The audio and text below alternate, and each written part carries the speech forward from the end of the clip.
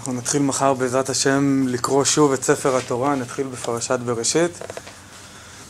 ידועים דברי רש"י בקטע הראשון בפירושו. אמר רבי יצחק, לא היה צריך להתחיל את התורה אלא מהחודש הזה לכם. למה היה צריך להתחיל את התורה דווקא מהחודש הזה לכם? מפני שתורה מלשון הוראה.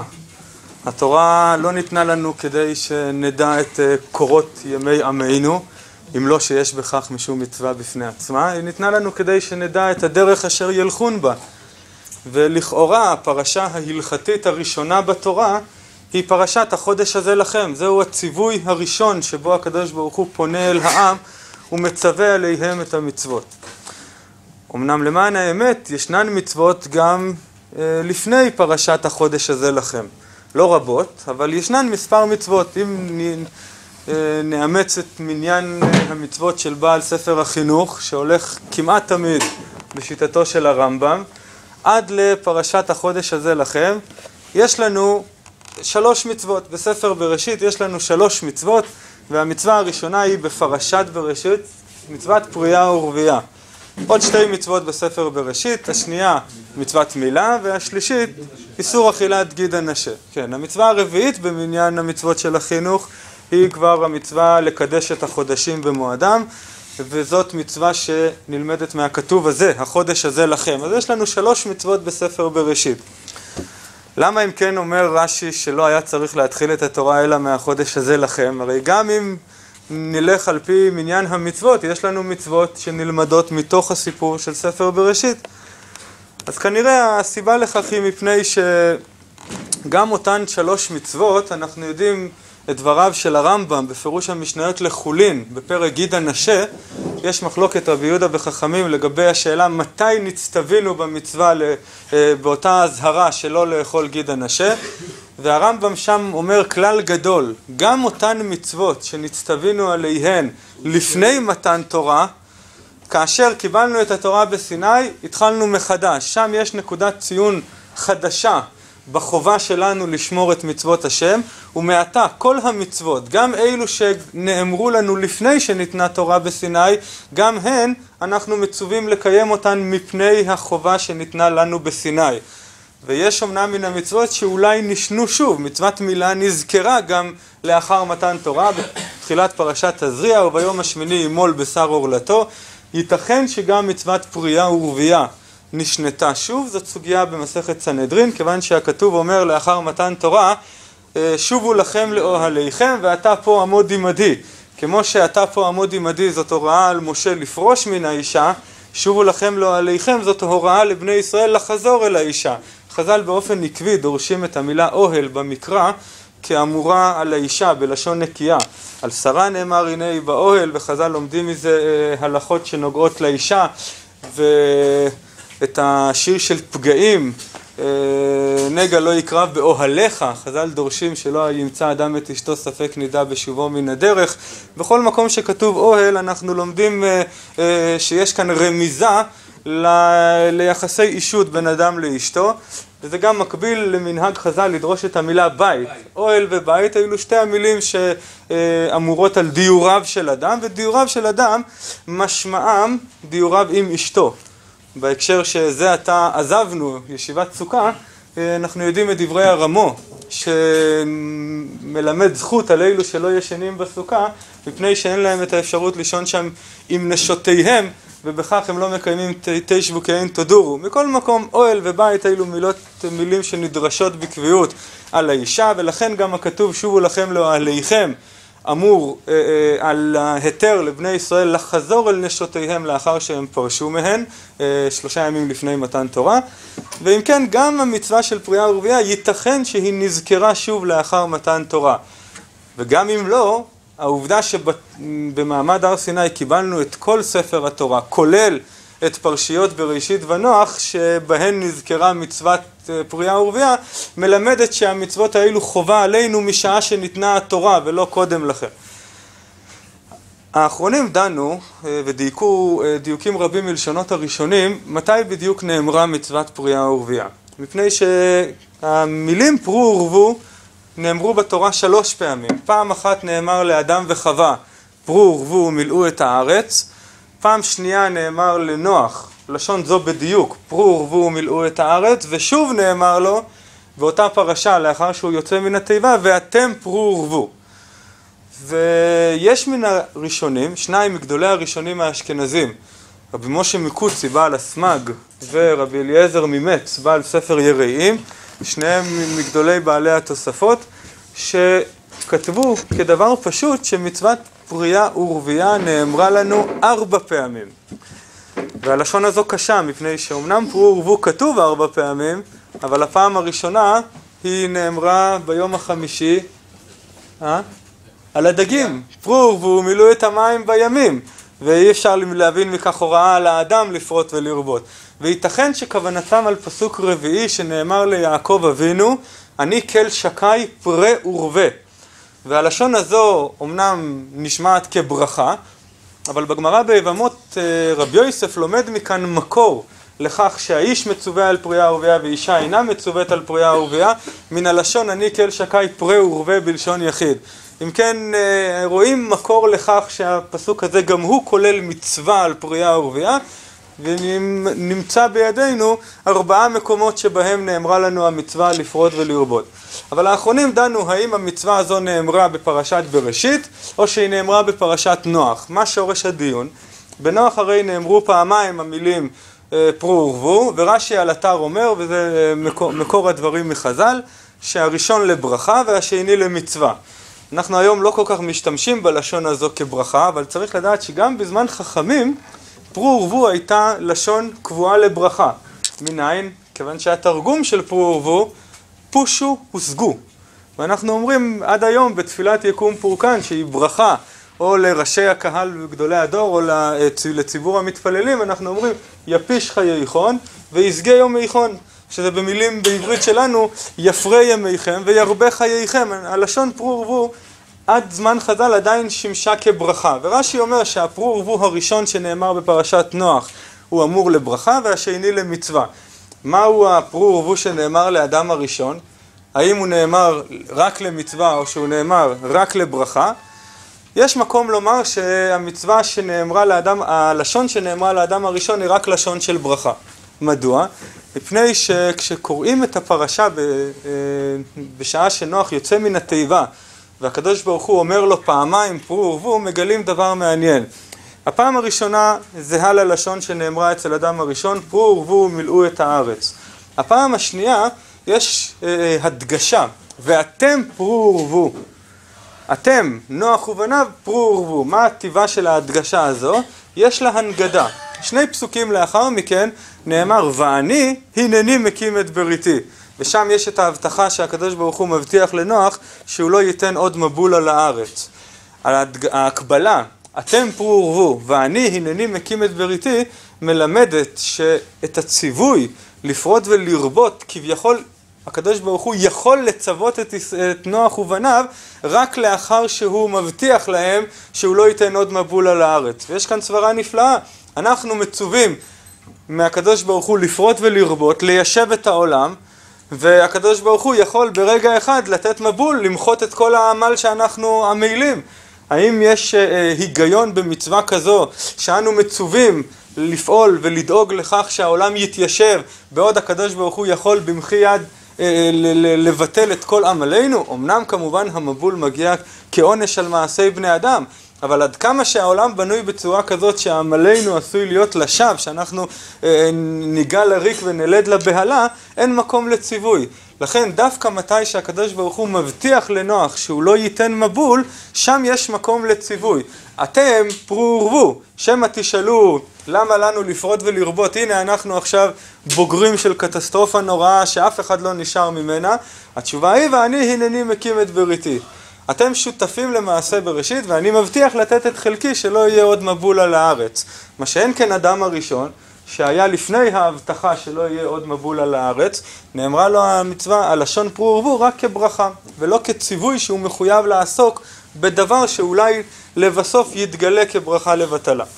אבל הראשונים כדבר פשוט, מתי שהם מביאים את המצווה לפרוט ולרבות, הם מביאים את הפסוק שנאמר לאדם הראשון. למשל, בעל ספר החינוך, את מצוות פרייה ורבייה הוא קובע בפרשת בראשית. יכול להיות שזה גם מטעמים חינוכיים, כלשון הספר, לאו דווקא בשל דיוק הלכתי. מה אתה אומר? כתוב, וברך אותם. נכון, כן, נכון, כי המילים פרו ורבו באות גם עם המשך, פרו ורבו ומילאו את הארץ, ומילאו את הארץ וכבשוה, הורדו בדגת הים.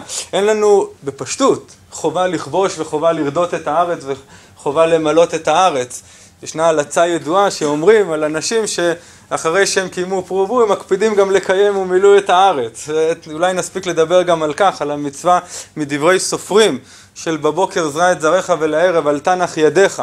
אבל בפשטות הפסוק, נכון, הוא נאמר בלשון ברכה, וזה מתאים ממה שאמרתי, כיוון שלאדם הראשון שהוא לפני ההבטחה שלא יהיה מבול, לא מתאים לצוות ציווי על חובה לעסוק ביישוב העולם.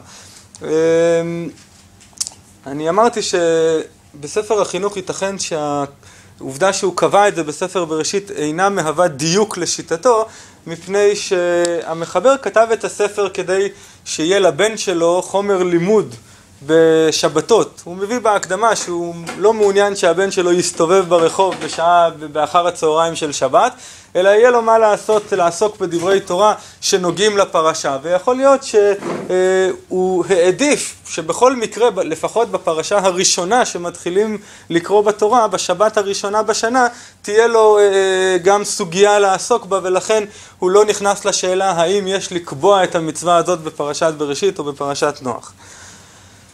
אני מבקש לדבר בהקשר הזה של מצוות פריה ורבייה על סוגיה שמן הסתם ידועה לחלקכם ואולי לכולכם, אבל מפני דברים שנתחדשו בה כדאי להעלות אותה לדיון. האחרונים מעמידים חקירה גדולה במצווה לעסוק בפריה ורבייה. המשנה במסכת יבמות בדף ס"א עמוד ב' מביאה מחלוקת בית שמאי ובית הלל. עד מתי יעסוק אדם בפריה, לא ייבטל אדם מפריה ורבייה עד שיש לו בנים. בית שמאי אומרים 2 בנים, ובית הלל אומרים בן ובת, שנאמר זכר ונקבה בראם. זאת משנה ביבמות בדף ס"א. הגמרא מביאה ברייתא שמוסיפה עוד 2 שיטות. רב נתן בברייתא מפרש אחרת את המחלוקת של בית שמאי ובית הלל. לדבריו, לשיטת בית שמאי המצווה היא כפול 4, כל אדם צריך שיהיו לו גם 2 בנים וגם 2 בנות, ואילו לפי בית הלל מספיק שיהיה לו 1 בן או בת. אלו 2 שיטות שנוספו בגמרא, בשיטת רב נתן לבאר את המחלוקת, אבל באופן פשוט במשנה המחלוקת היא האם 2 בנים כשיטת בית שמאי או בן ובת כשיטת בית הלל. וגם בשיטת בית הלל הזו, שכמובן נפסקה להלכה, ישנה מחלוקת ראשונים האם בית הלל התכוונו להקל או להחמיר. יכול להיות שבית הלל התכוונו לומר דווקא בן ובת, ואילו 2 בנים לא מספיק. יכול להיות שהם התכוונו להקל, כך מביא המאירי בשם גדולי הדורות, וכך מביא שם בעל פסקי ריד, רבי ישעיהו דטרני, שבית הלל באים לומר לא צריך דווקא 2 בנים, אלא גם בן ובת. נפקא מינה שאם אדם יש לו 2 בנים, לפי שיטת הראשונים הזו, הוא יוצא ידי חובת מצוות פריה ורבייה אפילו שאין לו בת. אבל זאת לא השיטה הפשוטה להלכה. באופן פשוט נוקטים הפוסקים שהמצווה היא דווקא מתי שיש לאדם בן ובת. והלשון היא לא ייבטל אדם מפריה ורבייה עד שיהיו לו בנים. האחרונים עכשיו באים וחוקרים. האם מהותה של המצווה לפרוט ולרבות היא החובה שנהיה אבות לבן ובת, דהיינו הלשון שבה אנו מצווים היא שיהיו לנו בנים, המשמעות של פריה ורבייה היא היותנו אבות לבנים עם 2 בנים כדעת בית שמאי ועם בן ובת כדעת בית הלל, או שהמצווה, הדבר המצווה עלינו, הוא עצם מעשה הביאה, העיסוק בפריה ורבייה, היותנו עוסקים בפריה ורבייה בלי לבחון את התוצאות. אמנם כמובן גם לפי השיטה השנייה, אדם לא יוצא ידי חובתו, לא נפטר מהחובה לעסוק בפריה ורבייה עד שיהיו לו בנים. אבל לפי השיטה, לפי הצד הזה, הנקודה הזו, נקודת הציון הזו שיש לו בנים, היא לא השלב שבו הוא מקיים ברגע זה את המצווה, אלא הוא השלב שבו הוא נפטר מן המצווה. עד עכשיו כל מעשיו ביחסי האישות היו קיומה של מצוות פריה ורבייה, מכאן ואילך הוא נפטר. הוא כבר הגיע לשלב שהוא יכול, כלשון המשנה, להיבטל ממצוות פריה ורבייה. הצד הראשון אומר לא, כל מה שאדם עוסק בפריה ורבייה, כל מה שאדם חי עם אשתו ומשתדל להעמיד תולדות, כל זה הכשר מצווה. כמו אדם שבונה סוכה, אדם שמטיל ציציות בכנפות הבגד, או אדם שעושה תפילין, קושר לולב, כל אלו פעולות שלא מצוות עלינו, אלא אנחנו נאלצים לעשות אותם כדי להגיע לשלב שבו אנחנו מקיימים את המצווה. באותה מידה כל העיסוק בפרייה ורבייה נועד להגיע לנקודה שבה נקיים בפועל את המצווה, בכך שיהיו לנו בנים, 2 בנים או בן ובת. כך חוקרים האחרונים. והחקירה הזו היא לא רק חקירה מופשטת כדי להבין את ההגדרה של המצווה, אלא יש לה גם השלכות הלכתיות, ונבדוק כמה מהן. השגסריה שואל שאלה גדולה, בספר טורי אבן, ספר חידושים שהוא כתב על כמה מסכתות, במסכת ראש השנה הוא שואל שאלה גדולה. בגמרא ביבמות, שם באותה סוגיה, בדף ס"ב עמוד א', הגמרא מביאה מחלוקת המוראים, רבי יוחנן וריש לקיש, מה דינו של אדם שהיו לו בנים בגיותו ונתגייר. המשנה אומרת שאדם לא ייבטל מפרייה ורבייה, אלא אם כן יש לו בנים. מה קורה עם אדם שיש לו בנים, אבל אי אפשר לראות את המעשים שהוא עשה כדי ללדת את אותם בנים כמעשים מצווים, כמעשה מצווה. מדוע? כי הוא עשה אותם בגיותו, בהיותו גוי. לאחר מכן הוא מתגייר. כעת אנחנו באים לשאול האם הוא מחויב לעסוק בפרייה ורבייה או לא. זה לא נפקא מינה אם התגיירו איתו או לא, זה נפקא מינה גדולה מאוד. נכון, זאת הערה חשובה ומעניינת, כי הלשון הפשוטה בגמרא היא, היו לו בנים בגיותו ונתגייר. אין התייחסות לסטטוס של הבנים, מה מצבם עכשיו. אבל הרמב"ם, כשהוא מביא את ההלכה הזאת, בפרק 15 מהלכות אישות, הרמב"ם כותב, ונתגייר, כלשון הגמרא, הוא והם. מוסיף 2 מילים, ונתגייר הוא והם, גם הם התגיירו. והרמב"ם היחיד שמביא כך את ההלכה, וזה... אז לכאורה, הרמב"ם לא הרוויח כאן דבר מצד היחס בין האב לבנים, שהרי גם גר שנתגייר כקטן שנולד, כל יחסי המשפחה שבין אנשים שמתגיירים בטלים, כל אחד מהם היום עומד לעצמו. אבל המשמעות של... זה נושא בפני עצמו. זה נושא בפני עצמו מפני שהרי צריך לשאול כאן 2 שאלות. קודם כל, מה היה מעמדם כאשר כולם היו גויים? האם אז הם היו מצווים בכיבוד אב ואם? וזאת סוגיה נפרדת, האם גוי חייב בכבוד אביו ואמו? יש לנו הרי גמרא ידועה שמביאה מדמה בן נתינה, השאלה עד כמה הוא עשה את המוטל עליו, או שהוא נהג בדבר כאינו מצווה ועושה. ואם נאמר שהחיוב הזה היה עליו בהיותו גוי, אז הדיון כבר משתנה. השאלה היא לא האם נוצר עליו חיוב כעת, אלא האם נשאר החיוב הקודם. אם לא היה חיוב קודם, אז אפשר לומר, למה שייווצר חיוב נוסף בשעה שהוא מתגייר? זאת סוגיה נפרדת שאני מעדיף לא להיכנס אליה כדי לא לסטות, אבל ודאי שזאת שאלה חשובה עד כמה מצוות כיבוד אב ואם נוגעת בהם. מכל מקום, הרמב"ם שמוסיף את 2 המילים האלו, נתגייר הוא והם, האחרונים אומרים שזה לא כדי להרוויח את היחס ביניהם, כי כאמור גר שנתגייר כקטן שנולד, אלא שזה כדי להסביר איך אדם מקיים מצוות פרייה ורבייה כשיש לו ילדים גויים. העמדה של הרמב"ם לגבי אדם שהוא גוי, שהוא עובד עבודה זרה, ידועה בכל מקום. בהלכות מלכים הרמב"ם אומר שכאשר יד ישראל תקיפה, אנחנו מצווים לכפות את כל העולם לקיים 7 מצוות בני נוח. עד כמה שהילדים שהיו לו הם גויים גמורים, כאלו שאפילו לא מקיימים 7 מצוות בני נוח, אז איך אפשר לראות בזה קיום מצוות פרייה ורבייה? האם אילו התולדות שהתורה מבקשת שנעמיד? צריך משהו חיובי שיהיה באותם בנים כדי שנבין את העובדה שהוא מקיים בהם מצווה.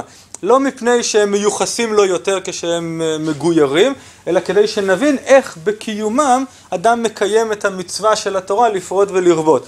ואומנם יש לדון מה קורה כאשר אותם בנים התגיירו, אבל לא גיירות מלאה, אלא גרי תושב. אם הם מקבלים על עצמם 7 מצוות בני נוח, האם זה מספיק כדי שהרמב"ם יסכים שמקיימים בהם מצוות פרייה ורבייה?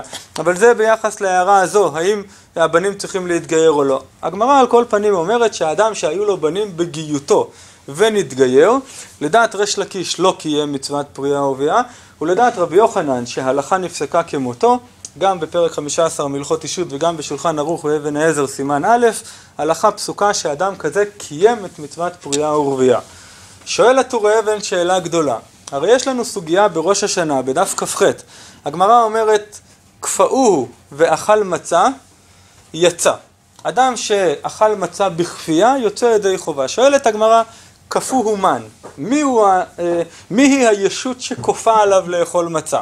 לימה, אם נאמר כפאו שד, שזה ביטוי של חז"ל לאדם שהשתגע לפי שעה, חטף איזשהו טירוף ואינו אחראי למעשיו, אומרת הגמרא, איך אפשר לומר שאדם כזה שנמצא בהתקפת טירוף מקיים מצווה אם הוא אוכל מצה בשעה כזאת? הרי יש לנו ברייתא, עיתים חלים ועיתים שותה, כשהוא חלים, כשהוא בריא, הרי הוא פיקח לכל דבר, וכשהוא שותה, הרי הוא כשותה לכל דבר. אדם יכול לשנות את הסטטוס ההלכתי שלו הלוך וחזור. אנחנו בוחנים אותו לפי מצבו כעת. אם כעת הוא מיושב בדעתו הוא כפיקח לכל דבר, ואם כעת הוא שותה הוא כשותה לכל דבר. אבל כשהוא שותה, אין שום משמעות למעשים שלו. אז אם אנחנו רואים שהאדם המקיים מצווה בשעה שהוא פטור ממנה, הוא לא יוצא בה ידי חובה, למה האדם שהיו לו בנים בגיותו ונתגייר, יוצא ידי חובתו באותם בנים? כי יהיה מצוות פריה ורבייה. למה לא יהיה כאותו שוטה שאוכל מצה בשעה שכפאו שד? כך שואל הטור אבן. שאלה אם גוי לא חייב בפריה ורבייה? גם אם גוי חייב בפריה ורבייה, אז לא מדובר בחיוב הזה שאנחנו מדברים עליו שיש לאדם כשהוא גר, כשהוא יהודי. בפשטות גוי לא חייב בפריה ורבייה. יש סוגיה במסכת סנהדרין שכל מצווה שנאמרה לפני מתן תורה ולא נשנתה, לבני ישראל נאמרה ולא לבני נוח. זה כלל בכל המצוות שנאמרו לפני מתן תורה, שאם התורה לא חזרה עליהם לאחר מכן, אז אין לו ללמוד מכך שזאת מצווה שנאמרה לכל בני נוח, אלא זאת מצווה שנאמרה לישראל בלבד. והדוגמה שעליה הגמרא מדברת, אחת הדוגמאות, היא המצווה לפרוט ולרבות. הגמרא אומרת ששובו לכם לאוהליכם נלמד לעניין אחר, ולכן לא רואים במצווה של פריה ורבייה מצווה שנשנתה, ובני נוח לא מצווים בה. זאת פשטות הסוגיה. האחרונים אמנם מעלים כל מיני סברות וגם הוכחות מלשונות של חז"ל בכמה מקומות, שיש איזושהי משמעות חיובית לעיסוק של גויים בפריה ורבייה, אבל לא ברמה שאפשר לראות במצווה. יש לנו לגבי מצוות פריה ורבייה גם מצוות ברמות אחרות, לאו דווקא כמצווה מדאורייתא. הפסוק הידוע, לא תוהו בראה, הפסוק בנבואת ישעיהו, לשבת יצרה, שזה לא רק אמירה רעיונית למה נועד העולם, אלא חז"ל מסיקים מכך הוראה הלכתית, שגם כאלו שלא נדרשים לעסוק בפריה ורבייה מכוח המצווה שבתורה, עדיין יש משמעות של מצווה למעשים שלהם בתחום, מפני שהם מיישבים את העולם, הם מממשים את ייעודו של העולם. למשל לגבי אישה, לגבי עבד שפטור ממצוות, יש משנה בגיטין על אדם שהוא חציו עבד וחציו בן חורין, שבית שמאי כופים את רבו לשחרר אותו כדי שיוכל לעסוק בפריה ורבייה על אף שהוא פטור מן המצווה, כיוון שכתוב לו תוהו בראה לשבת יצרה. אז ייתכן שברמת החיוב הזו אומות העולם, עובדי כוכבים גם כן מצווים, אבל בפשטות במצוות פריה ורבייה שבתורה הם פטורים, וממילא חוזרת שאלת הטור אבן, למה אנחנו רואים את המעשים שהוא עשה בעודו גוי כמעשים שעוזרים לו לקיים את מצוות פריה ורבייה? הטור אבן מתוך השאלה הזאת, מכוח השאלה הזו, מחדש חידוש גדול מאוד, והוא אומר שמעשים שאדם עושה בעודו פטור מן המצוות, כל עוד הוא בר דעת, כל עוד הוא אחראי למעשיו, ואנחנו לא רואים את הפעילות שלו כמעשה קוף בעלמא, כמתעסק, המעשים האלו מועילים לו לצאת ידי חובתו, גם אם הוא שב ומתחייב בהם. והוא מביא דוגמאות הלכתיות. עבד שחייב במצוות כאישה, פטור ממצוות עשה שהזמן גרמן, אם הוא נוטל לולב בעודו עבד, ובו ביום רבו משחרר אותו, הוא הופך להיות יהודי לכל דבר, עבד משוחרר, מתחייב בכל המצוות, אומר הטור אבן, הוא לא צריך ליטול לולב פעם נוספת. כיוון שהמעשה שהוא עשה בעבדותו היה מעשה רצוני, הוא לא היה שוטה, רק ברמה ההלכתית הוא לא נדרש לעשות את זה, אבל המעשה היה מעשה רצוני שמיוחס לו, מעשה מכוון של אדם בר דעת, המעשה הזה מועיל לצאת בו ידי חובה, גם אם למפרע מתברר שכעת הוא ברמת חיוב גבוהה יותר, או במילים אחרות, כעת הוא חייב ולפני כן הוא היה פטור. כל דברי הגמרא בראש השנה אמורים רק על שוטה. שוטה הוא אדם שהמעשה שלו הוא חסר משמעות לחלוטין, כיוון שהוא לא בר דעת. אדם כזה, אומר הטור אבן, אם הוא משתפה הוא צריך לחזור ולקיים את מעשה המצווה. אבל כל אדם אחר, עבד, אישה לא יכולה להשתנות, כיוון שהיא תמיד נשארת אישה ופטורה ממצוות עשה שהזמן גרמן, אבל מי שמתחייב בדבר שלא היה חייב בו, יכול לקיים, לא צריך לקיים את המצווה שוב. מה קורה ולא תעשה, מצווה לא תעשה, גוי שעובר על לא תעשה, בהבנה, כן. בדיעה ברורה שכך צריך להיות, הוא חייב, גם פה לא הוא חייב. גוי שעבר על לא תעשה ומה קרה? הוא לא מתחייב, כי הוא לא חייב במצוות עליו. והתגייר לאחר מכן? כן, ועשה כן, והתגייר. האם נדון לגבי מה? לגבי העונשים? האם נלקה גוי שמתגייר על מעשה שהוא עשה? זה נשמע כמו הצד השני של המטבע, אבל זה לא. ודאי שלא. מפני שהעונשים בסופו של דבר נקבעים בשאלה האם בשעה שהוא עשה את המעשה הייתה אשמה או לא הייתה אשמה. עד כמה שלא הייתה אשמה והוא היה רשאי לעשות את המעשה, אז אי אפשר להלקות אותו. אבל מעשה מצווה, ההגדרה שלו היא שונה. מעשה מצווה, שהאדם יכול לעשות מצווה גם אם הוא לא מחויב בה. אנחנו יודעים שיש סוגיה שלמה, מה ההגדרה של מעשה של אינו מצווה ועושה. עד לרמה ההלכתית המעשית, נשים, על כל פנים לפי מנהג האשכנזים, מברכות על מצוות עשה שהזמן גרמן, אפילו שהן לא מחויבות בהן. ישנה משמעות למעשה מצווה כשאדם לא מצווה, כי בסופו של דבר מדובר במעשה חיובי, שאומנם התורה לא דרשה ממנו לעשות אותו, אבל אם הוא עשה הוא מעשה שיכול לעלות לו בחשבון אם הוא ישוב ויתחייב בו. מה שאין כן עבירה שהדבר היחיד שהופך את המעשה לפלילי, זאת העובדה שבשעת מעשה אסור לו לעשות אותו. ואם הוא עשה אותו כשהוא רשאי, אז אי אפשר לראות בזה שום יסוד פלילי, ולכן ודאי שהוא לא ייענש על כך. בכל זאת, גוי שונה מאישה וקטן. גוי ששבת חייב מיתה, זה מעשה פלילי. לא כל מצווה, ודאי שלא כל מצווה. בשבת באופן מסוים, על שבת ועל לימוד תורה, מצוות בודדות אנחנו יודעים שגויים מנועים מלקיים אותן. אבל רוב המצוות, סליחה? סוכה 5 שנים אחר כך התגייר, אז 5 סוכות האלה יעלו לו אין כאן, זאת לכאורה הסוגיה שלנו, אבל אין כאן נפקא מינה הלכתית, כי אני מתקשה לראות לשם מה חשובה לנו השאלה, האם אותן מצוות, אותן סוכות שהוא בנה באותן 5 שנים, הן מצווה או לא, נפקא מינה לנטילת שכר. אבל בוא נדבר על אדם אבל הדוגמה שלך נכונה, על אדם גוי שמתגייר בליל 15 בתשרי, אתה יכול לשאול האם הוא יהיה, האם הוא, מצד זה, לא, סוכת גויים כשרה, סוכת גנבה. למשל טיל ציצית לפני כן, לפני שהתגייר, האם צריך לפתות את הציצית ולעשות זה שוב או לא צריך? לא, זה, לגבי סוכה אנחנו יודעים שהיא לא צריכה להיות עשויה לשם מצווה. לגבי ציצית זה דיון גדול בראשונים, ולמעשה אנחנו מקפידים שאפילו נשים לא תתלנה ציציות על הבגד, אלא רק מי שמחויב במצווה. אבל השאלה שלו היא נכונה.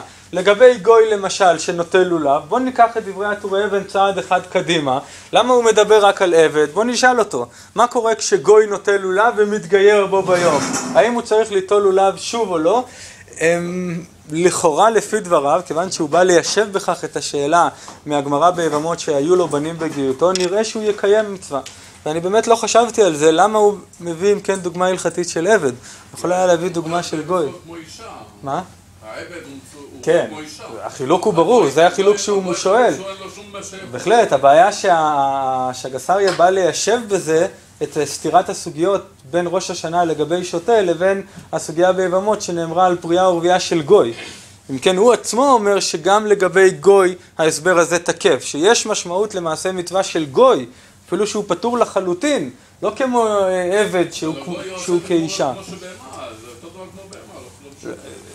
זה כולי עלמא מודים שזה לא כמו בהמה, כי המעשה של בהמה הוא חסר משמעות גם ברמה הרצונית, אנחנו בכלל לא מתייחסים לזה כמעשה, זה בסך הכל פעילות שמשתנה לנגד עינינו, אבל אי אפשר לייחס אותה בכלל למי שעושה אותה. זה כמו שוטה. הגוי ודאי אחראי למעשה שלו והמעשה מיוחס לו ומדובר במעשה רצוני. אבל השאלה היא רק האם הוא נחשב כמעשה מצווה או לא. וכאן הטורי אבן מחדש שכן, עד כמה שהוא מודע למה שהוא עושה, יש למעשה הזה משמעות של מצווה שתעמוד לו גם אם הוא יתגייר. זה אולי ההבדל בין מה שהרב אמר בהתחלה, לגבי אם זה להיות אבא או לקיים את המצווה מול לולב. לולב הוא נפטר, ברגע שהוא עשה את זה בבוקר בגיותו הוא נפטר, אחר כך הוא התגייר. הוא צריך לעשות את זה עוד פעם לכאורה, לעומת זאת להיות אבא. הבנים קיימים, נכון. כמובן שהבאתי את הסוגיה הזו כדי לחזור לחקירה הזו, אלא שהטורי אבן לא אומר את זה. זה נכון, אבל הטורי אבן לא אומר את זה, הוא אומר חילוק גדול, עקרוני, שבין מעשה של שוטה למעשה של פטור מן המצוות. אז קודם כל צריך לדעת בספירת העומר? סליחה? בספירת העומר קטן שהגדיל, נכון, קטן שהגדיל בספירת העומר, קטן שהגדיל לגבי קריאת שמע, האחרונים דנים, האם קטן שקרא קריאת שמע, יש שיטה בראשונים, שאומנם אפשר לומר בפשטות שהיא לא נפסקה להלכה, שהגדלות של תינוק, הגדלות של קטן לא נקבעת מתי שהוא נכנס ליום האחד בשנתו, 13 ויום אחד ממש, אלא מעת לעת בדיוק, ברגע שהוא נהיה גדול. ולפי השיטה הזו, האם הקטן שקרא קריאת שמע בתחילת הלילה, אם הוא יצטרך לקרוא שוב כשהוא יגדיל, או אפשר לשאול האם קטן שברך ברכות התורה באותו בוקר ונהיה גדול בלילה, אם הוא צריך לברך ברכות התורה שוב, והדוגמה הפשוטה היא לגבי ספירת העומר, מפני ששם אנחנו צריכים, על כל פנים לפי שיטה אחת בגאונים, צריכים ספירה מלאה של 49 יום. והשאלה היא האם הספירות שהוא ספר בקטנותו עולות לו גם כדי לחשב ספירה אחת תמימה. זה נכון, פחות או יותר זה אותו דיון, ואני חושב שלפי הטורי אבן יהיה מקום לומר שזה גם מועיל, אם כי צריך לדעת שקטן, הסיבה העיקרית שהוא לא חייב במצוות היא פשוט מפני שהוא כמו שוטה. אמנם אנחנו לא מניחים שהקטן מקבל דעת בדיוק ברגע שהוא נהיה בן 13 ויום אחד, אבל זהו הגבול שקבעו חכמים, שבו אנחנו מתייחסים אל האדם כגדול, ועד אז אנחנו מתייחסים אליו לכאורה כחרש, שוטה וקטן, כמי שלא אחראי למעשיו, ואז יהיה דומה לשוטה. יכול להיות שהטורי אבן מחלק בין עבד שהוא פטור ממצוות לבין גוי שמעולם לא התחייב בהם? אם הוא היה מחלק חילוק כזה, אז הוא לא היה מיישב את הסתירה. כל מה שהוא נזקק לחידוש הזה, זה כדי להבין את שיטת רבי יוחנן ביבמות, שהיו לו בנים בגיותו ונתגייר, כי יהיה מצוות פריה ורבייה. אז נראה שהוא לא מחלק. לכן השאלות שהתעוררו, והן שאלות נכונות. החידוש של הטורי אבן מרחיק לכת. הוא אומר שמעשה מצווה של אדם רצוני, נחשב מעשה מצווה, בלי קשר לשאלה עד כמה מי שעשה אותה בכלל מחויב בה. הגמרא גם מחלקת, אם תסתכלו בכלל שיחס, כאילו, מתייחס לתורה אחריו או לא, יש מחלוקת בעניין הזה. כן, אבל היחס... זה גם מראה שלו כאילו שייכות לילדים שלו. לגוי יש יחס, דבר ראשון. להלכה לגוי יש יחס. כן, אבל זה היה דיון. כן, נכון. באמת לגבי עבד הגמרא אומרת כדבר פשוט, שהוא לא מקיים מצוות פריה ורבייה בבנים שנולדו לו בעבדותו, כי עבד אין לו חייס בכלל. עבד שיולד ילדים, הוא יולד אותם לאדונו. הם לא ילדיו, אבל הם רכושו של האדון. אדם לא יכול לקיים מצווה ברכושו של אדם אחר. הבנים של העבד לא קשורים אליו בכלל, אבל בניו של גוי, אנחנו רואים שאפילו בניו של גוי שנתגייר, שהם כבר זרים לו מבחינה הלכתית, הם עדיין מיוחסים לו. יש משמעות לעובדה הביולוגית שהילדים האלו הם מזרעו. דבריו של הטורי אבן הם חידוש גדול, כפי שאתם בעצמכם רואים, והם ודאי נסתרים מלשונות מפורשים של הראשונים. הרמב"ם בפרק ו' מהלכות חמץ ומצה, כשהוא מביא את הדין של כפאו, שד, של שוטה שקיים מצוות אכילת, שאכל מצה, והוא אומר, לפי שבאותה שעה היה פטור מכל המצוות. דהיינו, הלשון של הרמב"ם אומרת באופן ברור, הבעיה במעשה כזה שהאיש שעשה אותו פטור מן המצוות. הטורי אבן רשאי כמובן לומר יסוד הלכתי שאינו עולה בקנה אחד עם דברי הרמב"ם, אבל אם אנחנו רוצים ליישב את ההלכה של היו לו בנים בגיותו, אין די לנו בדבריו של הטורי אבן, כיוון שברמב"ם מפורש לא כדבריו, ונראה שכל אדם שעושה מעשה כשהוא פטור ממנו, המעשה הזה לא יכול לעלות לו לשעה שהוא התחייב במצווה הזאת.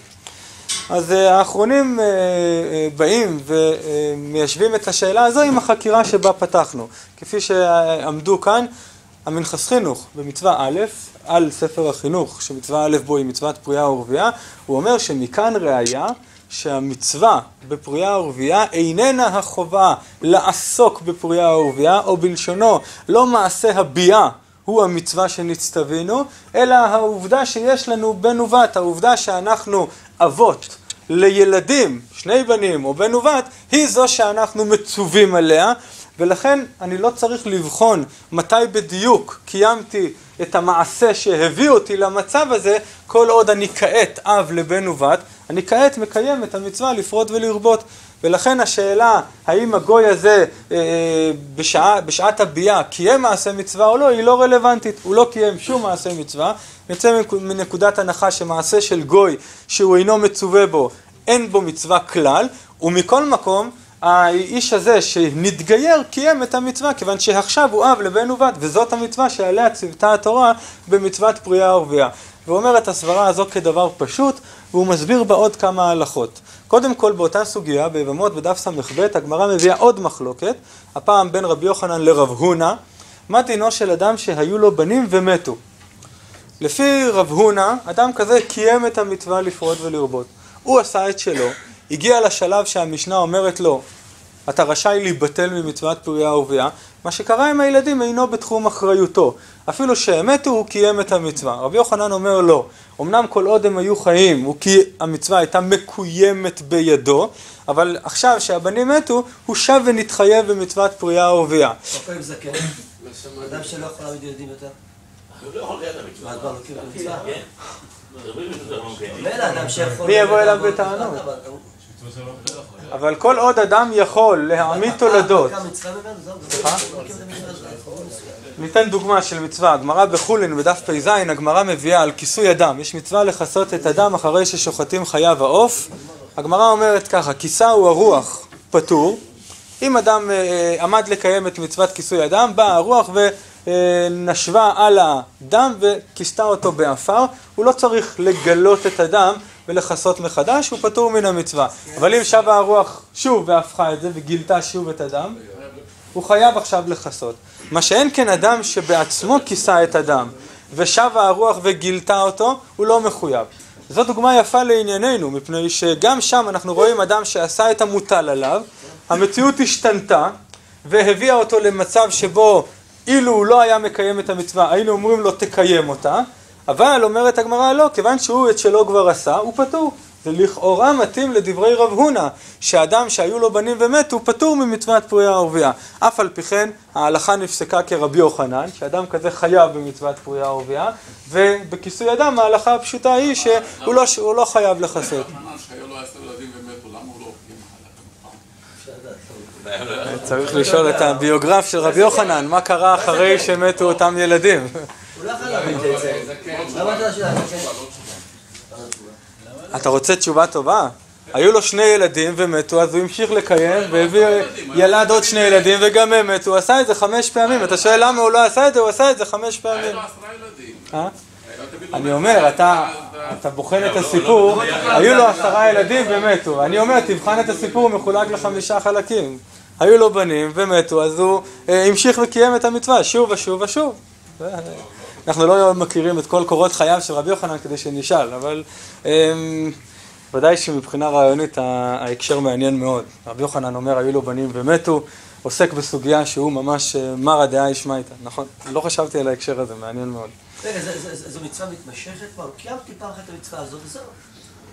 אז אני אומר, כשאנחנו משווים את שתי המצוות הללו, את מצוות פרייה ורבייה ומצוות כיסוי אדם, אנחנו יכולים לומר, הנה, מצוות פרייה ורבייה, רבי יוחנן תובע מאיתנו לשוב ולקיים אותה, אם המציאות השתנתה לרעתנו, בעוד שמצוות כיסוי אדם לא. עשיתי את המוטל עליי, כיסיתי את אדם, אני לא אמור לעקוב עכשיו, מעתה ועד עולם, על מצבו של אדם. אדם הזה כוסה על ידי, המצווה נתקיימה, מכאן ואילך מה שיקרה אם אדם לא נוגע אליי.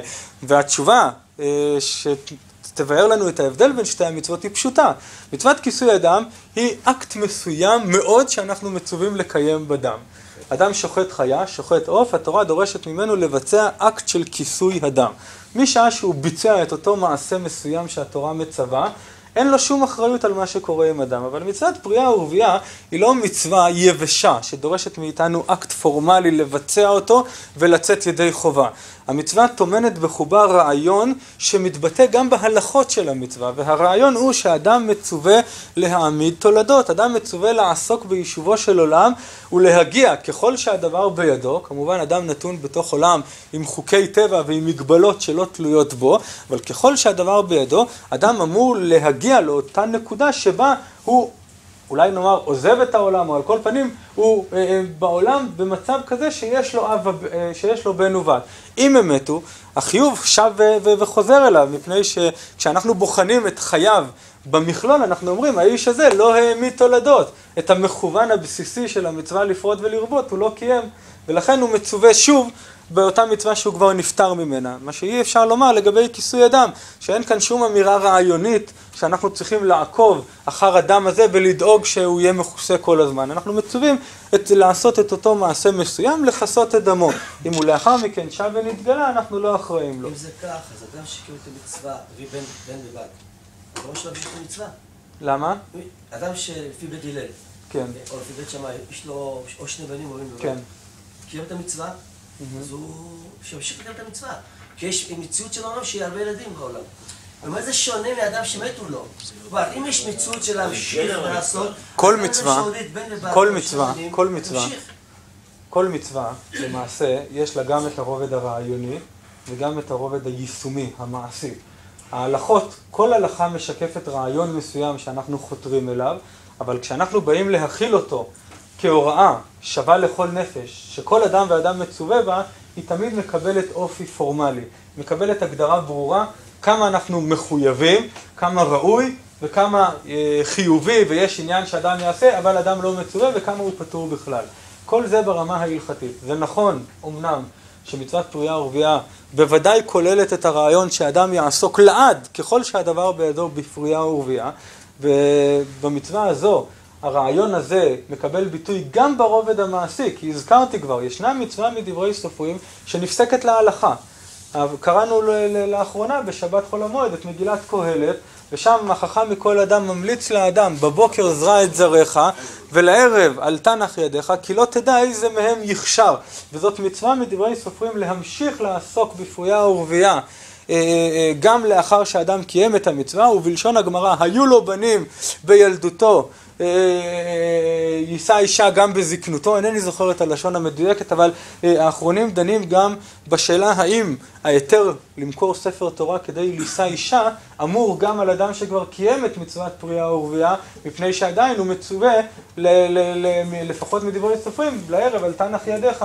גם כאן יש מצווה, וגם האמירה של אותו ובראה לשבת יצרה, שהיא אומנם אמורה בתוך נבואה של ישעיהו כרעיון על מהותו של העולם, אבל גם אותה ראו חכמים כמצווה מדברי סופרים, למשל על אישה, שהלכה נפסקה כרבי יוחנן בן ברוקה, שהיא פטורה ממצוות פרייה ורבייה.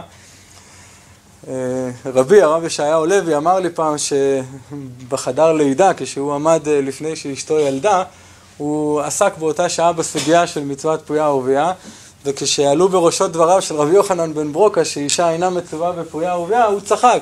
הוא אמר, זה נקרא שהיא לא מצווה. אין לך ציווי גדול מזה, כמה היא סובלת בשביל המצווה הזאת. האמת היא שהאור שמח בספר משך חוכמה על התורה מבאר בכך את הפטור.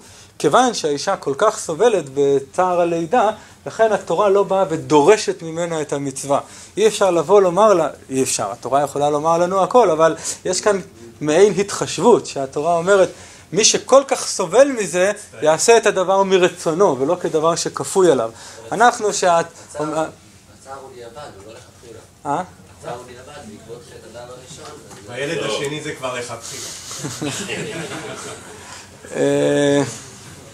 המצווה לפרוט ולרבות נאמרה לאחר שאדם, לכאורה נאמרה לאחר שאדם וחווה נענשו בעץ הדת, באכילה מעץ הדת, אף על פי שלפי סדר הפסוקים נראה לא כך. קודם כל בפרשה הראשונה, בפרשת בראשית, נאמר ופרו ורבו מילאו את הארץ, ורק לאחר מכן בפרשה השנייה אנחנו קוראים על אכילתה מעץ הדת. אבל בפשטות החובה לעסוק ביישובו של עולם נאמרה לאחר ירדה מיתה לעולם. אחרי שכל דור ודור קלה אנחנו מצווים להמשיך את יישובו של עולם על ידי מצוות פרייה ורבייה. זאת אומרת שבאופן לפי ההלכה היבשה, הרגע הקובע הוא רגע המיתה של האדם. זאת אומרת, אם היו לו צאצאים, אם כל הצאצאים שלו דקה אחרי שהוא נפטר, גם אם נפטרו, אז הוא קיים את המצווה. לכאורה זאת שאלה היפותטית, כי מה האפשרות השנייה? שהאדם לאחר מותו מתברר שלא קיים את מצוות פרייה ורבייה? נכון, זה היפותטי, זה בחשבון, בשפה בשמיים. כן. כלומר, השאלה אם יש לו וי על המצווה הזאת, אבל ככה יצא. אני אגלה לך סוד שמן הסתם ידוע לך, כל אחד מילדינו ימות בסופו של דבר. אולי לא דקה אחרי שאנחנו נמות, אבל כמה דקות, אולי הרבה דקות אחרינו. כולם ימותו בסוף. גם הם ימותו. אבל לא כולם... אנחנו כל הזמן במחזור הזה שכולם מתים, וכל אחד מממש את יהודו בחלקת הזמן שניתנה לו. לכן השאלה האם הם מתו דקה לפני או אחרי, היא רלוונטית רק לעניין הזה, שאם זה דקה לפני, אז הוא עדיין מצווה. יש את מי לצוות. אבל אחרי שהאדם סיים את תפקידו, הוא סיים את תפקידו כשיש לו בן ובת, הוא חי חיים של אדם שקיים מצוות פרייה ורבייה. העובדה שהם מתו לאחר מכן היא לא רלוונטית, כי כבר אין לאל ידו לעשות מאומה. לפי הצד השני של החקירה, שאומר שמה שצריך לעשות זה לעסוק במצווה, והוא נפטר כשיש לו ילדים, אז אם הוא נפטר ואין לו ילדים, אין לו ילדים, אבל הוא עשה כל השנים בקיום המצווה. אמת לאמיתה. הוא קיים את המצווה. אני מקווה שישאר לנו זמן. אני מבקש בשיעור הזה באמת להגיע למסקנה שהצד הראשון הוא הצד המכריע, ושהמצווה היא לעסוק בפרייה ורבייה, והשאלה אם אדם קיים את המצווה או לא אינה נוגעת בכלל לשאלה האם יש לו ילדים או לא. אדם שיש לו ילדים ואדם שאין לו ילדים, שניהם קיימו באותה מידה את המצווה לפרוט ולרבות. באותה מידה, כיוון שהם עשו את אותם מעשים שעליהם ציוותה התורה. השאלה אם יהיו לאדם ילדים או לא, היא שייכת לקדוש ברוך הוא. אמנם מדור לדור אנחנו זוכים לקבל עוד ועוד לחלקנו את היכולת לעזור לאדם לפרוט ולרבות, דברים שהיו בעבר בידו של אלוקים, הם כיום, אם אפשר לומר את זה כך, בידו של האדם, אבל בסופו של דבר, כן, לא שמעתי מי אמר את זה, 3 שותפים יש באדם, והאחד מהם הוא הקדוש ברוך הוא שנותן את השליש שלו, ואם הוא לא נותן את השליש שלו, אז אדם לא יכול לפרוט ולרבות. ואני חושב שזה הצד המכריע, זאת הסברה המכריעה, מדוע המצווה לא יכולה להיות שיהיו לנו ילדים, כי בסופו של דבר זה לא בידינו. אי אפשר לתבוע מאדם דבר שהוא יכול לתת רק את החלק שלו. כל מה שאפשר לומר לו זה תעשה את החלק שלך. אדם שעושה כל ימה בפרייה ורבייה ולא עלתה בידו, הוא קיים את המצווה באותה מידה. מה אם כן פירוש המשנה ביבמות? סליחה? מה אם כן פירוש המשנה ביבמות? בוא נשמע את לשון המשנה. לא ייבטל אדם מפרייה ורבייה עד שיהיו לו בנים. לא שאדם מקיים את המצווה כשיש לו בנים, האשראי, הרשות לבטל מפרייה ורבייה, מגיע רק בשעה שיש לו בנים. עד אז הוא מצווה במצווה. משל למה הדבר דומה? למצוות צדקה. מצוות צדקה, הרמב"ם בהלכות מתנות עניים, אינני זוכר באיזה פרק, הרמב"ם אומר שהמצווה היסודית היא לתת לעני די מחסורו אשר יחסר לו. מגיע העני דופק בדלת ואומר שהוא רעב, המצווה היא לתת לו לאכול עד שהוא יאמר אני שבע. לתת לו די מחסורו אשר יחסר לו, וזאת הגדרה כידוע גמישה מאוד. אדם שהיה עשיר והעני, לעתים די מחסורו אשר יחסר לו כולל גם סוס לרכב עליו. אם אדם לא מסוגל לתת לו די מחסורו אשר יחסר לו, אנחנו כבר נכנסים לכללים הלכתיים, כמה אדם חייב לתת, כמה מנכסיו, כמה בשנה, אילו הלכות מפורשות בהלכות צדקה. אבל המצווה הבסיסית היא לתת לו די מחסורו אשר יחסר לו. עכשיו נשאל שאלה. מגיע אני ודופק בדלת ואומר שהוא רעב, ואנחנו מביאים לו פרוסת לחם. קיימנו מצוות צדקה?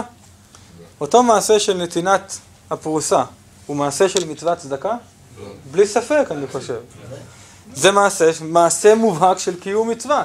יצאנו ידי חובתנו? לא. צריך לתת עוד פרוסה. ואולי גם עוד פרוסה עד שהוא יסבע. אבל כל מעשה ומעשה שאנחנו עושים, הוא מעשה מצווה מובהק. אדם שעשה את המעשה הזה, הוא בפירוש קיים בו מצווה. אלא מה? יש לו שיעור מתי הוא יוצא ידי חובתו. בדיוק באותה מידה. יחסי אישות בין אדם לאשתו, הם מעשה מובהק של קיום מצוות פרייה ורבייה.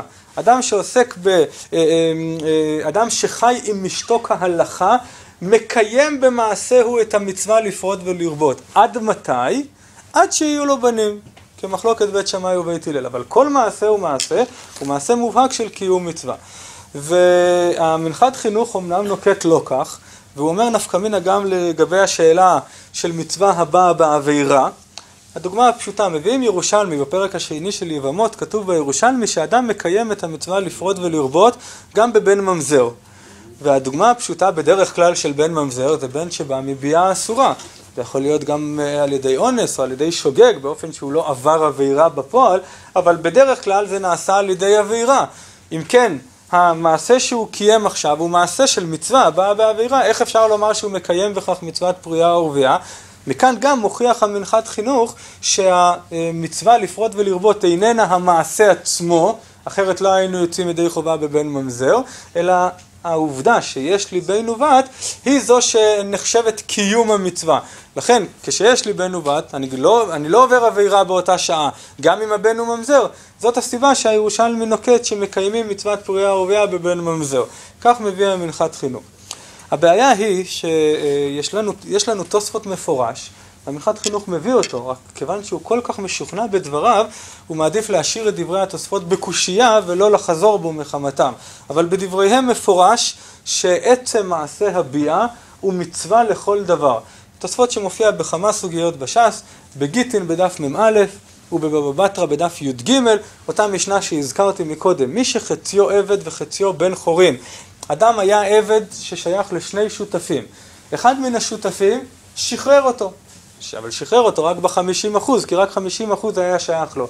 אז האיש הזה, מבחינה הלכתית, הוא חצוי בין שני עולמות, חציו עבד וחציו בן חורין. אומרת המשנה, עובד את רבו יום אחד ואת עצמו יום אחד, דברי בית הלל. אין שום בעיה. כל יום שני הוא מגיע לעבודה אצל החצי אדון שלו. בית שמאי אומרים, תיקנתם את רבו, את עצמו לא תיקנתם, דאגתם לרב שלו, אבל לא דאגתם לעצמו. למה?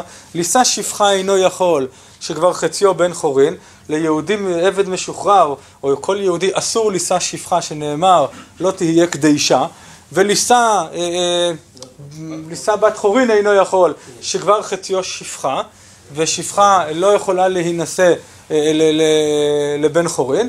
אם כן, הוא לא יכול לעסוק בפרייה ורבייה. שואלים בית שמאי, ייבטל? והלא לא תוהו בראה לשבת יצרה, אלא כופין את רבו. מכריחים את הרב לשחרר עבד כזה, את אותו רב שנשאר, האדון של ה-50%, מכריחים אותו לשחרר גם את חלקו. שואלים תוספות, למה צריך לשחרר אותו? נכון שאם הוא איש כזה יבוא על שפחה, הוא יעבור על עליו שלא תהיה קדישה. אבל בוא נאמר, עשה דוחה לא תעשה. יש לנו כלל גדול בהלכה, בכל מקום שבשביל לקיים מצוות עשה דוחים, נאלצים לעבור על עבירה של הזהרה של מצוות לא תעשה, העשה דוחה את הלא תעשה. למה לא נגיד כאן שמצוות פרייה ורבייה, שהיא מצוות עשה, תדחה מצוות לא תעשה שלא תהיה קדישה? ותוספות מתרצים מספר תירוצים. האחד, שאת העבירה עוברים בשלב מוקדם של הביאה, מה שקרוי בלשון חז"ל הערעה, בשעה שמתחילה הביאה, בעוד שאת המצווה של פרייה ורבייה מקיימים רק בגמר ביאה, רק בשעה שהיא ראויה להתעבר. אם כן, הרגע שבו עוברים על העבירה, עובר אותו חציו עבד וחציו בן חורין על העבירה, הוא לא מקביל, הוא קודם לרגע שהוא מקיים את המצווה. והכלל של עשה דוחה לא תעשה יכול להתקיים רק אם שני הדברים קורים במקביל, כדי שיהיה הצדקה מיידית לעבירה שנעברת באותה שעה. לכן אומרים תוספות, אי אפשר כאן אלא לכפות את רבו לדעת בית שמאי. שואל המנחת חינוך, מכאן לכאורה ראיה גמורה לא כדבריי. אני אומר שהביאה היא רק הכשר מצווה. אם היא רק הכשר מצווה, לא יעלה על הדעת שנאמר בעשה דוחה לא תעשה. האם מותר לעבור על לא תעשה בשביל לבנות סוכה, או לעבור על לא תעשה בשביל לטוות חוטי ציצית? בוודאי שלא. כל אלו מעשים מקדימים שמכילים, מכשירים את הקרקע לקיים את המצווה. מעשים כאלו הם לא מצווה ממש. אם תוספות מעלה בדעתו, וגם נשאר נאמן לכך בתירוץ, רק מסיבות אחרות הוא דוחה את האפשרות הזו, שהביאה מתקיימת במצווה מובהקת של פרייה ורבייה, הרי שהם סברו שהמצווה היא עצם מעשה הביאה, ולא העובדה שיש לנו בן ובת. ומתוך שהוא כל כך נאמן לדבריו, הוא אומר, בדברי התוספות צריכים לעיון. הוא נשאר בקושייה על התוספות, אבל לדבריו הוא משאיר על כנם. אבל הדברים לכאורה מפורשים. מה קורה בשעה קרה? שלא יכול להביא ילדים לעולם. אדם שנושא אישה, אדם שנושא אישה, אדם שנושא אישה שהיא הכרה, אז כל עוד הוא לא קיים מצוות פרייה ורבייה, הוא מבטל מצוות פרייה ורבייה. הוא רשאי לחיות חיי אישות. אז אנחנו יודעים שנשא אישה 10 שנים להלכה, וזה גם, ההלכה הזאת נאמרה בסוגיה של מצוות פרייה ורבייה, אדם לעתים עשוי לגרש את אשתו רק כדי לקיים מצוות פריה ורבייה. לא מגרש אותו, הוא חי איתה 30 שנה, והיה הכרה. אם הוא לא קיים את המצווה, הוא קיים את יש, האדם שחי עם אשתו מקיים מצווה נוספת מעבר למצווה לפרוט ולרבות, כן, והיא מצוות עונה, ואני אנסה להספיק לגעת גם בזה ממש בקצרה, בקשר בין שתי המצוות, רק בקצרה ממש. מכוח דברי התוספות, אחרונים רבים למעשה חולקים על המנחת חינוך, ואומרים כדבר פשוט שהמצווה היא לעסוק בפריה ורבייה. והסברה החזקה שמכריחה כך היא, כפי שאמרתי, העובדה שהתוצאה, השאלה האם יעלה בידינו לפרוט ולרבות ולהיות אבות לבן ובת, היא לא בהכרח בידינו. אולי חלקה נתון בידינו, אבל בסופו של דבר היא נקבעת גם על ידי האלוקים, ומה שלא ביד האדם לא ניתן לצוות עליו. הרב צבי פסח פרנק, רבה של ירושלים, כותב בהגהותיו לשולחן ערוך אבן העזר בסימן א', הוא נוקט כדבר פשוט, שהמצווה היא רק במעשה הביאה, זהו מה שציוותה התורה. אם כן תשאלו למה היו לו בנים בגיותו ונתגייר, הלכה כרבי יוחנן שקיים מצוות פריה ורבייה, אומר הרב פרנק, כשאנחנו אומרים קיים מצוות פריה ורבייה, אין הכוונה שעלתה לו מצווה. כשהוא יבוא לשמיים אנחנו נגיד לו ביום זה וזה קיימת מצוות פריה ורבייה באותן ביאות שנעשו בהיותך גוי, כיוון שאז הוא היה פטור מן המצווה. המשמעות של קיים מצוות פריה ורבייה היא שאי אפשר לבוא ולדרוש ממנו להמשיך לעסוק בפריה ורבייה, כי הרי השיעור שנותן לאדם את הרשות לבטל מפריה ורבייה, השיעור הוא עד שיהיו לו בנים. האיש הזה יש לו בנים, ואיש כזה משול לחלוטין לאדם שלפני שקיים את מצוות כיסוי אדם, בא הרוח וכיסתה את האפר. אמנם הוא לא קיים מצווה, נכון? הוא לא אחראי למה שעשתה הרוח, את המצווה לחסות את אדם הוא לא קיים, אבל הוא פטור, אי אפשר לבוא אליו בדרישות. יש דוגמה נוספת מעניינת מאוד, ראיתי אותה בספר, סליחה? הלשון היא קיים מצוות פריה ורבייה, וכדאי לדחוק את הלשון כדי לשמור על הסברה החזקה הזאת, מפני שהדיון של הגמרא הוא בסופו של דבר מעשי. הוא לא בשאלה האם חשבון הבנק שלו למעלה נוספה בו שורה של מצווה, אלא השאלה האם חובתו כעת לעסוק או לא. ריש לקיש שאומר לא קיים, המשמעות היא דרישה מעשית לעסוק כעת בפריה ורבייה. אז באותה מידה רבי יוחנן שאומר קיים, כוונתו היא שכעת הוא לא מחויב שוב לישא אישה ומחדש לפרוט ולרבות כדי להביא ילדים כאשר הוא כבר גר. כך צריך לדחוק, וזה נכון, שאם הייתה לשון אחרת היה לנו קל יותר, אבל צריך לזכור גם את לשון המשנה. לא ייבטל אדם מפריה ורבייה, אלא אם כן יש עד שיהיו לו בנים. הלשון מלמדת שלמעשה מה שאנחנו מצווים זה העיסוק בפריה ורבייה. כשיש בנים, זה לא שעכשיו רק קיימנו את המצווה, אלא מכאן ואילך אנחנו רשאים להיבטל. ישנו ספר בשם דרך המלך על פירוש על הרמב"ם, הערה ביבליוגרפית קצרה מעניינת, יש המון ספרים על הרמב"ם עם השם מלך, נכון? אנחנו מכירים סדרה גדולה ארוכה של ספרים שמכנה את הרמב"ם בשם מלך, ואני חושב שכולם למעשה באו אחרי שבעל המשנה למלך קרא כך לחיבורו, מפני שהוא התכוון לעשות משחק מילים עם המילה משנה. על ספר משנה תורה הוא כתב ספר משנה למלך, אבל לאחר שהוא כינה את הרמב"ם מלך באו כולם וכתבו ספרים עם השם הזה. את הספר דרך המלך כתב... כן, בוודאי, אבל דווקא על הרמב"ם כולם מכנים אותו מלך, וזה כנראה הכל בעקבות בעל משנה למלך. היה חכם בשם רב דובריש, הכהן רפפורט. רפפורט הייתה משפחה של כהנים מיוחסים בארצות מזרח אירופה, עד היום הם נחשבים כהנים מהודרים, ויש מהדרים לקחת דווקא אותם במצוות פדיון הבן. אחד מבני המשפחה קראו לו רב דובריש רפפורט, ולכן הוא קרא לספר דרך המלך, ראשי תיבות דובריש רפפורט כהן, והוא כותב שהמצווה הזו של לעסוק בפריה ורבייה, ואותו גוי שיש לו בנים לפני שהוא יתגייר, דומה להלכה אחרת. מה קורה אדם שחתך את עורלתו של בנו ביום השביעי?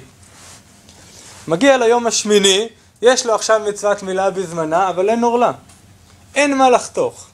האחרונים דנים האם הוא צריך לעשות הטפת דם ברית או לא. והשח אומר שאילו נחייב אדם כזה לעשות הטפת דם, אילו לא נחייב אדם, לעשות הטפת דם ברית, והמשמעות תהיה לכאורה שאותו חיתוך היה בו משום מצוות מילה, אז לא מובן למה מילה בזמנה דוחה את השבת. הרי יש אפשרות לבצע אותה קודם. אם מצוות מילה דוחה את השבת, על כורחנו שכל חיתוך שיעשה קודם לכן לא יחשב מצווה בכלל, וצריך להטיף דם ברית. כך פוסק השח להלכה. סליחה? לא בשבת, כן.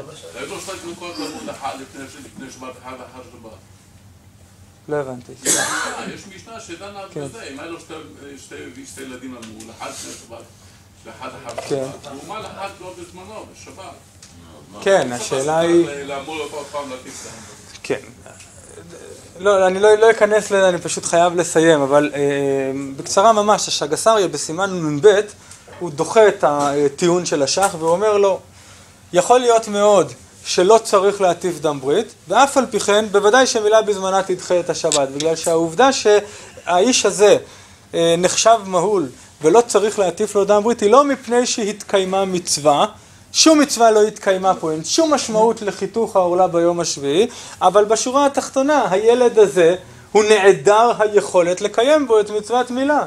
הוא מביא דוגמה, משל לאדם שנכרת הגיד, זו דוגמה היפותטית שתמיד מובאת בפוסקים כדי להדגים אדם שפשוט מופקע לגמרי ממצוות מילה. אדם כזה, אנחנו נדון האם הוא מחויב, לא מחויב, אין איך לקיים בו את מצוות מילה. אומר, כן, נכון, זו סוגיה בפני עצמה, ואני לא רוצה להיכנס לפרטים של מצוות מילה, מה? זה יותר דומה לנולד מהול מאשר נכרת הגיד. אם הוא נולד מהול, אתה משתתף, אתה מטיף לו. נכון, רק זה פשוט... השאלה היא למה צריך להטיף דם ברית בנולד מהול, וזה מצריך אותנו להיכנס לסוגיות של מילה, אני מעדיף לא להיכנס כעת, אבל על כל פנים, בעל דרך המלך מביא את הדוגמה הזאת של הש"ג אריה, והוא אומר, אותו הדבר אדם שהיו לו בנים בגיותו ונתגייר. עזוב את השאלה מהי המשמעות של הביאות בעודו גוי, ואת השאלה מה המשמעות של הבנים שהוא העמיד בעודו גוי. כעת עומד לפנינו יהודי שיש לו בנים. על אדם כזה אי אפשר להכיל את מצוות פריה ורבייה.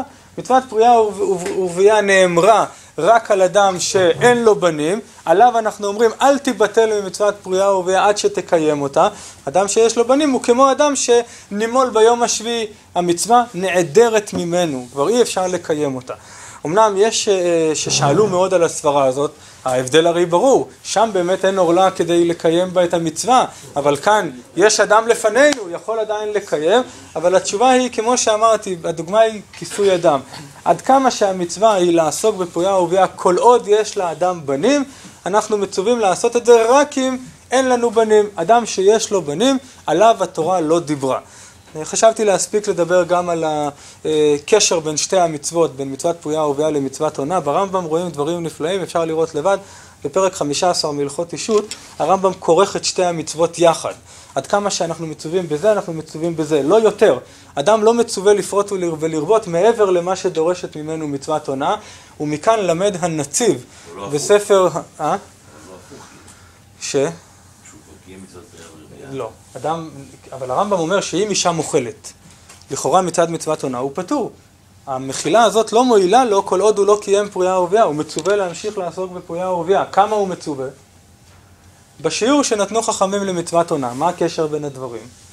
זה שיעור שנתנו במצווה שבין אדם לאשתו, זה שיעור שצריך להיות שיעור שנוגע למצווה שמוטלת עליו, לפרוט ולרבות. אומר הנציב בספר העמק שאלה, בפירוש על השאילתות, בשאילתא קס"ה, אנחנו רואים מדברי הרמב"ם שבעצם המצווה לפרוט ולרבות היא במילים פשוטות מצווה לשאת אישה ולחיות איתה חיי אישות.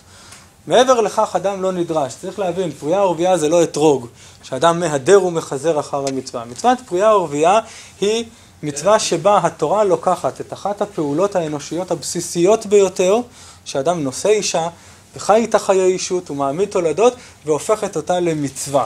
מעבר לכך אנחנו לא מצווים את אותה פעילות אנושית פשוטה שאצל אומות העולם ואפילו אצל בהמות וחיות היא פשוט חלק מקיום החיים, מהמציאות הפשוטה של החיים, אצלנו היא גם מצווה. ואם כן יש במצווה הזאת מעבר להלכה הבסיסית שבה, יש בה גם רעיון נפלא. כאן אנחנו רואים עד כמה, אנחנו רואים באופן גבוה מאוד את המשמעות של רצה הקדוש ברוך הוא לזכות את ישראל, לפיכך הרבה להם תורה ומצוות. המשמעות היא שדברים שהיינו עושים אותם בלאו הכי, אדם בטבעו מעוניין לשאת אישה, מעוניין ללדת ילדים, להעמיד לו שם ושארית, באה התורה ואומרת אותן פעולות פשוטות הן מצוות עשה מן התורה. והיא לא רק מצוות עשה, היא המצווה הראשונה. ובעל ספר החינוך אומר שהיא המצווה שבסיבתה מתקיימות כל המצוות. הרי אם אדם לא יעמיד תולדות, אז לא יהיו אנשים שיוכלו לקיים את המצוות. המצווה הזו שהיא כל כך חשובה, ושמי שמבטל אותה, אומרת הגמרא, משול לשופך דמים, היא מצווה שהיינו עושים גם בלי זה, כי אנחנו רוצים לעשות אותה. ואף על פי כן באה התורה ואומרת לנו, תעשו את אותם דברים ותקיימו בכך מצוות עשה מן התורה. רצה הקדוש ברוך הוא לזכות את ישראל, לפיכך הרבה להם תורה ומצוות. גם דברים שאתם עושים ממילא, גם הם יהיו מצווה, גם הם יהיו חלק מעבודת השם. רבותיי, רק שנייה, יש סדרה עם הרב